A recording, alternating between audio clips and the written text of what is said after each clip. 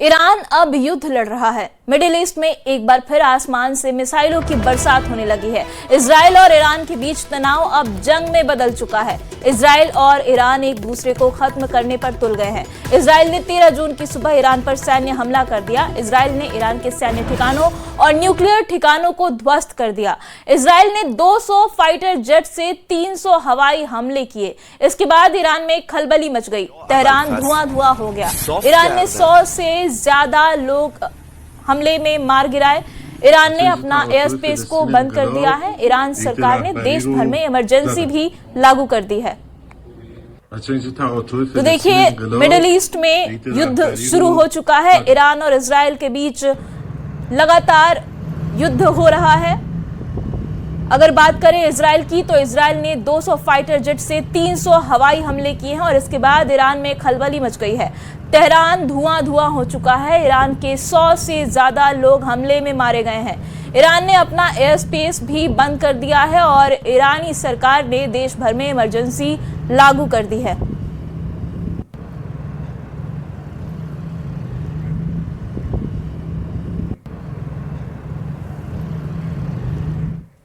और देखिए, ईरान ने इजराइल पर 100 से ज्यादा मिसाइलें दागी। ईरान ने तेल अवीव पर हमला किया। तेल अवीव में सुनी गई धमाकों की आवाज। बड़ी खबर आपको बता रहे हैं, इजराइल का बहुत बड़ा हमला देखने को मिला है। ईरान ने इजराइल पर मिसाइलें दागी हैं और इजराइल में स्टेट इमरजेंसी का ऐलान कर दिया गया है।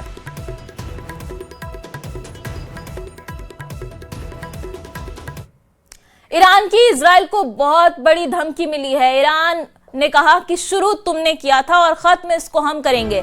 ईरान की नेशनल सिक्योरिटी कमीशन ने यह धमकी दी है। इब्राहिम मजीजी ने एक्स पर पोस्ट करके ये धमकी दी है।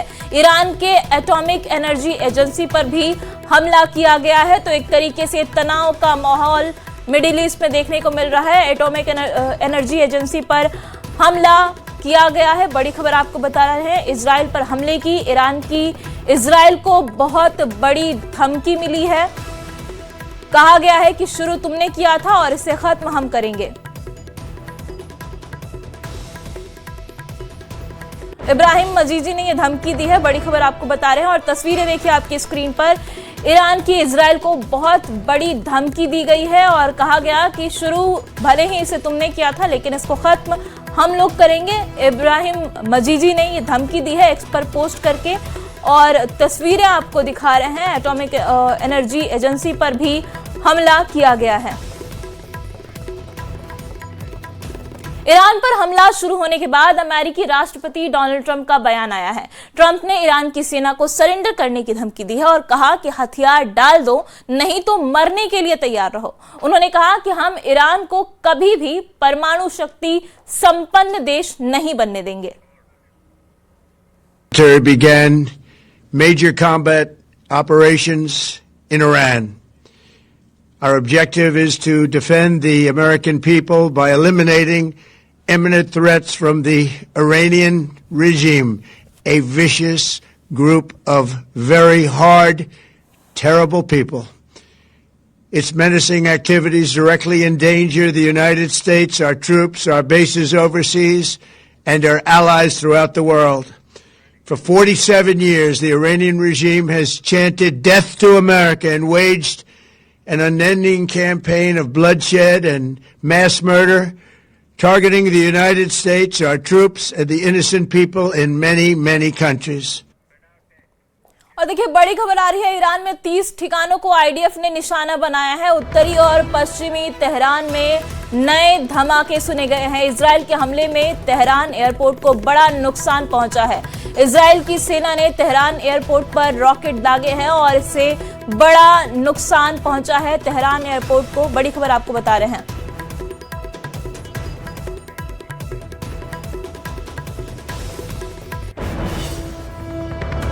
और देखिए, इस बीच एक और बड़ी खबर आ रही है। इजराइल में स्टेट इमरजेंसी का ऐलान कर दिया गया है। इजराइल में सभी को बंकर में रहने के निर्देश दे दिए गए हैं। इजराइल में सभी स्कूल, कॉलेज और दफ्तर को भी बंद करने का ऐलान कर दिया गया है। इजराइल ने अपने एयर स्पेस को भी बंद कर दिया है। बड़ी खबर आपको बता रहे हैं, इजराइल ईरान के बीच चल रहे तनाव के बीच ये बहुत बड़ी खबर आई है। इमरजेंसी का ऐलान कर दिया गया है इजराइल में और सभी स्कूल कॉलेज के साथ साथ जितने भी दफ्तर हैं उन्हें भी बंद करने का निर्देश जारी कर दिया गया है और लोगों को बंकर में रहने के निर्देश दिए गए हैं।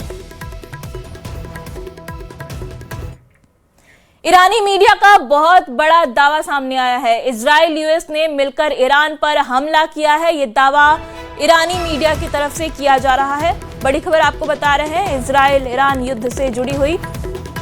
ईरानी मीडिया का कहना है कि इजराइल और यूएस ने मिलकर उन पर हमला किया है।